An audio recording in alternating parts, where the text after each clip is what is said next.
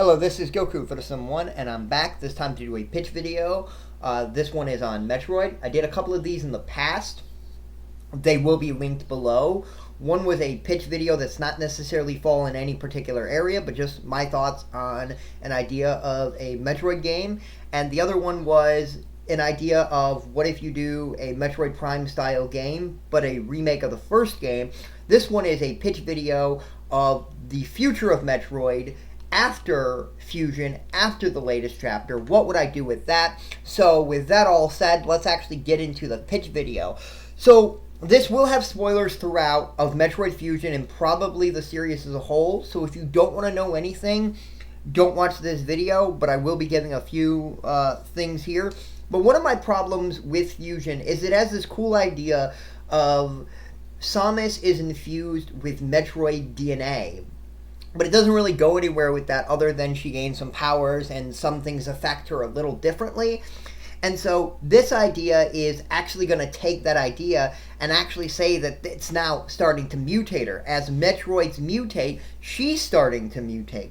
But at the same time, because the events of Fusion and theoretically the events of Other M, the Federation is after her. They're hunting her. They're now trying to kill her. And they're arguably your main antagonist throughout the game, who you're trying to do. But what is the plot? What is moving the plot? The fact that she's mutating, but she doesn't want to mutate, and she wants to stop this mutation before she loses who she is. And there are rumors that there is still a Chozo who was both involved in the creation of the Metroids and knows about the power suit, and she thinks that might be the answer. And so that's generally the story of the game. Now, talking about gameplay a little bit, this would play very much like Fusion. It would be somewhat of a linear game. There would be other planets. Power-ups wouldn't be in the game, as you wouldn't get like new power-ups like Morph Ball and like bombs and missile upgrades and things like that. Most of that stuff would come from your Metroid mutations, which would be cinematic things of when you get to this point in the game, you mutate.